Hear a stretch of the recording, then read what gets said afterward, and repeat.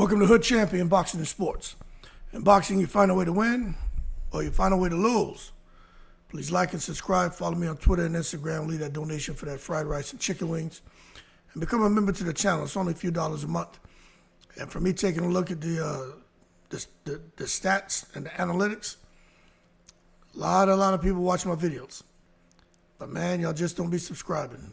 And not many people become a member to the channel. So it is what it is. I can't make anybody do anything, but at least consider it. I'd appreciate it. That being said, Crawford versus adversity. You seen him face it, man, with Gamboa, Shawn Porter, Cavaliauskas. You know, Terence Crawford is a guy who has shown when he's dealing with adversity that he's going to find a way to win. And I listened to Terence Crawford and what he said. He doesn't like losing. No matter what he's doing, he's going to find a way to win. And when it comes to this fight with Canelo, Crawford already sounds like he's confronted the potential adversity he's going to face in the ring with Canelo. And he's already preparing himself to deal with that and to find a way to circumvent anything that Canelo is doing and is doing good to ensure that Crawford can get back on top and stay in control of the fight. That being said, let's just understand something. What could win this fight for Crawford, what could lose this fight for Crawford, could be his heart. Crawford's heart, they talk about his weapons, the switch hitting and all that. But let me tell you, I talk a lot about his eyes, how he sees everything. One of his most underrated, undervalued weapons is Terence Crawford's heart. You know, when people talk about Crawford, they more talk about him as a technician. What he's able to do in the ring, the opportunities he can create, ability to get himself out of traps, to get himself out of trouble, the ability to find a way to get the momentum to sway back his way, take control of the fight, go into the phone booth, turn into southpaw man, and within a couple rounds get a stoppage. But no one's really talking about how Terence Crawford is a dog when it's time for him to get gritty, when it's time for him to get dirty. Now, that showed up in a few fights. You know what I'm saying? When I think about Crawford having to get gritty in some close back and forth wars. Now, you listen to the Crawford detractors, they're going to tell you Crawford has never been in a back and forth war. Crawford's never had to get gritty, had to get dirty. Crawford's never had to find a way to win when he's behind on scorecards. That's because they don't, a lot of times when these boxing fans, they don't want to be fair to fighters.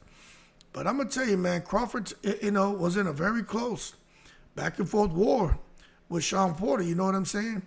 And you just saw as each round went by, Porter wasn't trying to give up an inch in that ring, and neither was Crawford. But after round 9, something happened. And Crawford's corner told him, because they said, hey, you're down. And you could tell Crawford thought he was up.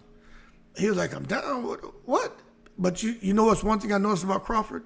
When they told him he was down, you know what he did? First thing he did, he shut up. He shut up. And you could see it's like they waved a wand over him. And it's like they hypnotized him and said, when you go back out for round number 10, you're going to become a beast in that ring. And his expression and everything changed. And when he went out there for the next round, well, we all saw what happened. Shawn Porter was on the verge of being knocked out cold. And his dad knew it. That's why his dad got up there and stopped the fight. Could Shawn Porter have continued? Yes, but it was only going to get worse. To see Shawn Porter go down like that, that's crazy. And Shawn Porter is the ultimate mashup, crash-up type fighter. I remember when I watched him fight Paulie Malignaggi. You know, Paulie don't have power, but Miguel Cotto couldn't really dent Malignaggi the way he wanted. But to see Porter come in there and just annihilate him, true, Paulie Malignaggi was at the end of his career. But Porter just damn near killed the man. So to see Crawford come out there and say, you know what? Porter, he's up. Okay. No arguing at all. Came out there in round 10, dropped Porter twice. Kenny Porter had to throw the towel in. And that's what I would call as like a waving the wand, but that was more like a switch flip moment. You know what I'm saying? And it was just heart and killer instinct. And it didn't really, that also told me it's going to have to take, Crawford's there to win. But if he knows or he feels, right, that, hey, you're on the verge of losing, or hey, you need to up it, Crawford finds a way to do that. Now, of course, with Canelo, people are going to say, oh, well, this is Canelo. Canelo ain't Porter. Even Kenny Porter, Shawn Porter's dad said Shawn wasn't doing all the things he needed to, alibying for the loss. And I get it. And even Crawford said, as far as Canelo, his power, his size, I've never been in the ring with him. I don't know what any of that feels like. So when I get in there, I'll find out. Just like he's never been there with Crawford. And when he gets in there with me, he'll find out. So I like the fact that Crawford said that. The next thing is, I think the fight where we really saw Crawford have to figure some things out is two. But that damn Adidas Mean Machine Kavaliauskas, when they scrapped in 2019, I'm telling you right now, he got caught. And when Crawford got caught, he got mean. You know what I'm saying? Crawford got caught and he became the Mean Machine. And he can say what he wants, right? Even Crawford got to stop taking it to the stupid. Crawford was visibly hurt, and arguably, he was dropped in round 3. But you saw what happened, although it wasn't officially ruled a knockdown. Instead of Crawford folding, instead of him holding, instead of him becoming a boxer runner, Crawford got mean.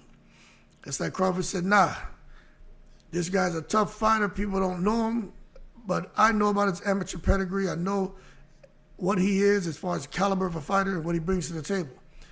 And then you saw he walked Kavaliauskas down, switching stances, ended up stopping him in round 9. And what that showed me is Bud showed not just the ability to be technical, but that he can be gritty. He can be a dog. He can be mean. And he took it to the stupid on Kavaliauskas because Kavaliauskas basically said no mas. He beat the fight out that man. And I was like, yo, what the hell was that? So that's another one of those fights where you see Crawford having to deal with adversity, but, figuring things out and saying, you know what, somebody going to die in here, and it ain't going to be me. And then when he fought Gamboa, of course, Crawford was at 135, but that was it was early trouble, and then late fire. You know what I'm saying? He got into a little bit of early trouble. It's just that speed of Gamboa. It gave everybody problems, especially Gamboa in his prime. It's just something special. Watching Gamboa in his prime was like watching Lomachenko. You know what I mean? Like when those guys first hit the scene, even like watching Mayweather when he first hit the scene, and De La Hoya and those guys, like you watching something and you just seeing something special. And what happened is, in that fight, man, Bud was getting touched. He had to make an adjustment. And I knew who Bud was. I actually thought he was going to lose that fight. I didn't know he was that great. Most people thought he was going to lose in Gamboa. But, man, he dug deep. He bit down and he dropped Gamboa 4 times before stopping him in round 9. And to me, that was his real breakout moment because at the time, Gamboa was the man. And for him to get a big win like that, and I just think it showed, and that fight showed as much of his heart, his grittiness, him being a dog. I think it showed an equal amount of IQ as well. Because it wasn't just that he went crazy and just started becoming a free swinger and a brawler. No, his punch selection was very, very smart, and he still showed his IQ. So Crawford showed everything you want a fighter to show. And I think there's a lot of boxers today who haven't had to show that, go through adversity, and then come back and rise from the ashes like a phoenix and get a win and a stoppage against the same guy who hurt you. And Crawford has done that several times. But I think we can attribute that to just Crawford and just, look, I've never been to Omaha, Nebraska. They have an Air Force base that they call Offutt Air Force Base. I never went up there to do inspections. I've never been stationed there. So I don't know much about Nebraska. I know the people who were stationed there, Some liked it, some didn't. But one thing for sure about Crawford when it comes to Omaha and Nebraska, there's a certain kind of toughness about Crawford, and it originated from Omaha. Some could say it was his mom. Some could say it was just his environment.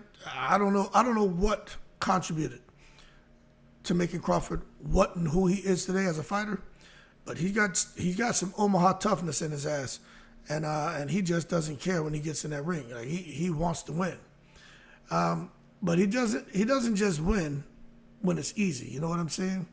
And that's the narrative some people try to push. Crawford never faced any real opposition. He's in easy fights. That's what's supposed to happen. Nah, man, he wins when it's uncomfortable too.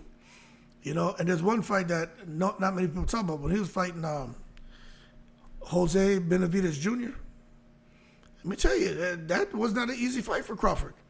But he started making the adjustments, figuring things out. And yeah, Jose had a bad leg, but that fight wasn't looking too good for Terence Crawford early. He was getting touched up with some stuff. But again, though, you know, when he feels like he's behind or you hit him and you hurt him, you know, he doesn't start panicking. He starts to hunt you down.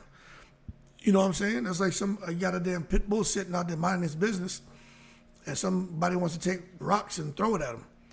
You hit him the first time, he just kind of look at you, go leave you alone. You hit him another time. This time the rock hit him in the head or in his mouth. Now he's like, okay, you want attention? You hurt me? Now I'm going to hunt your ass down. And then that's when all hell breaks loose, you know what I'm saying? But we're going to see what happens with Terence Crawford and Canelo. I just think for me, man, people talking about Crawford's skills, talk about the switch hitting, talk about the IQ, talk about the timing. I just think they need to understand that he's bringing all that into the ring with Canelo. But the one thing, like I said in the beginning of the video, I think Crawford's heart is going to either propel him to victory or it's going to propel him to a loss. Because if Crawford gets hit, everything that we just talked about, that shit's going to show up. He's going to go on the hunt. He's going to sit there and fight back. You know what I'm saying? He's going to want to get the upper hand back, regain control. And that's where it could go left, especially if he's really hurt. I just can't see Crawford get hurt and then take a knee or get hurt and try to clinch or get hurt and run around the ring. I see if Crawford gets hurt, he's going to, he may take a few steps back, but he's still going to be looking to let something go. And that's where it could go bad for him, man. But anyway, the heart of Terence Crawford, him being rocked in different fights and then coming back meaner, I mean, that means something. For Crawford, it ain't just about the belts. This guy, two-time undisputed, 135, 140 was champion at 135, 140 undisputed, 147 undisputed, 154 champion, going for 168 to try to become undisputed. Man, trying to become three-time undisputed, man. I don't think for Crawford it's just about belts or money. I don't. I think it's really for him. It's about his grit. And we're gonna see what happens when he and Canelo get in the ring. And the one fight I didn't mention, but maybe it's worth mentioning, is when he fought Earl Spence. Now I'm gonna say this: Earl Spence was hurt, and Crawford was just smiling, and it's like he liked the fact that he was hurting, and he just started, you know, repeatedly, just being in Earl Spence, and he knew he was hurt, but Crawford, he got a job to do. Like, Crawford didn't care. He would have killed Spence in there. If the referee would let it go on, he would have killed him. But, at the end of the fight, once it's over, that's where he cares. But when he's in the ring, he's seeing the same things we're seeing, but he's got a job to do. And that's just how he's wired, man. Anyway, let's see what happens when Terence Crawford and Canelo get in the ring. Somebody posted something about Crawford and his wife, or the mother of his children. And now he has another child on the way. I don't know, but I think he's professional enough to not allow any distractions to disrupt his camp. And I definitely feel that he's definitely locked in for Canelo. But it's not going to be an easy fight. Some people are saying, you're going to see how easy it's going to be. Y'all got to stop that shit. This fight's not going to be easy. And I'm just waiting. So I already said it's not going to be an easy fight. I think Crawford can win. Canelo should be the favorite. But I'm just waiting to hear what size ring. I'm telling you, if this shit's an 18 by 18, I don't know what's going to happen. But that just means Crawford's going to be in there, confronted with adversity, and maybe he rises to occasion like he's always done and shocks the boxing world when him and Canelo square off in September. Y'all keep cool. I'm in the breeze.